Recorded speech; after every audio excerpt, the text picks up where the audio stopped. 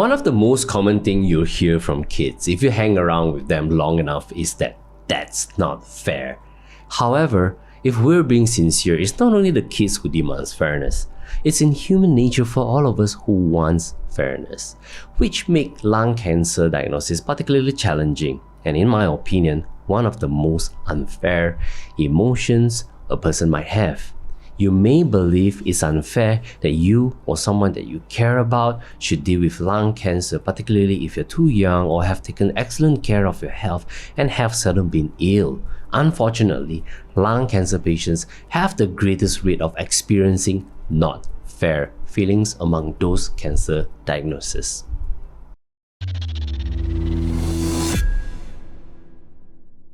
We all feel better when we can blame someone else for something. Lung cancer, which is associated with smoking, cigarettes, cigars, or exposure to substances like asbestos or radon, is a perfect example. All these things greatly affects how a person reacts when told they have lung cancer. From a lung cancer patient's point of view, it is unfair that other people's actions have caused them suffering. Other than having those feelings, they might also feel numb, confused, frightened, being uncertain, angry, or even resentful. Although each and everyone reacts differently towards this bad news, the feelings of being unfair is one of the most common amongst them.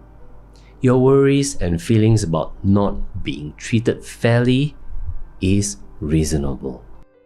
Experiencing different feelings is a natural part of coming to terms with cancer. Allow yourself to feel sad about losing your idealized future self or the life you thought you would have. Accept the situation for what it is and figure out how to get through it or even flourish in it. In this video, we'll be looking at ways to cope with lung cancer and how to deal with it. First, being factual. Especially if you're newly diagnosed, a better understanding of your specific type of cancer, NSCLC, SCLC stages 1, 2, 3, 4, and its treatment options may help you better manage your symptoms and make important choices. The information help you know what to expect. Taking in new information, especially about cancer, is challenging for everyone, but it's more challenging after receiving a diagnosis. So get your questions ready for the doctor by writing them down. If you need extra help in remembering those questions, bring a family member or a friend along and record your consultation conversations.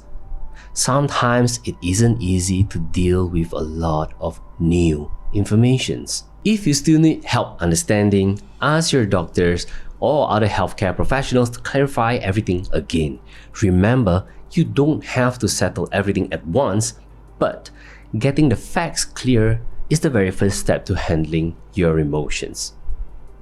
Coping emotionally and acknowledging emotional self-care is the second step to coping with lung cancer. When you get the news that you have lung cancer, your emotions will go through a wide range of swings. The truth may shock or even disturb you. You may experience overwhelmed feeling and all over the place. During this state of being overwhelmed, try determining which emotion has the most impact on you. When a person's physical condition affects their emotional energy, it may seem like they are getting hit twice. But the best way to keep your energy up is to pay attention to your basic needs and feelings, along with getting help from your family members and friends or even a mental health practitioner. It is hard to tell which feeling comes first, but figuring out which affects you the most could help you deal with the challenge more positively and effectively. One of the easiest ways to deal with your feelings is to talk about them. Talk to a mental health professional who can help you figure out and deal with your current state. Another way to deal with these emotions is to get your thoughts down on a paper. You may write a letter to anyone with whom you wish to express your feelings, including your future self, your past self, or even yourself right now. This message may be kept private or even shared with anyone. While you're writing it, you may even tear it up or toss it in the air and get rid of it. When you put your ideas into paper, a weight has been lifted. It is expected that lung cancer patients would have cognitive distortion and misbelief due to emotions. The extremes. Some individuals may have extreme perspective on things, like I'm going to be cured or I'm going to die. You may experience less fear and frustrations if you reduce the line of thought. Instead of making hasty life or death decisions, you should take the time to learn about your treatment options and talk to your doctor about the pros and cons of each.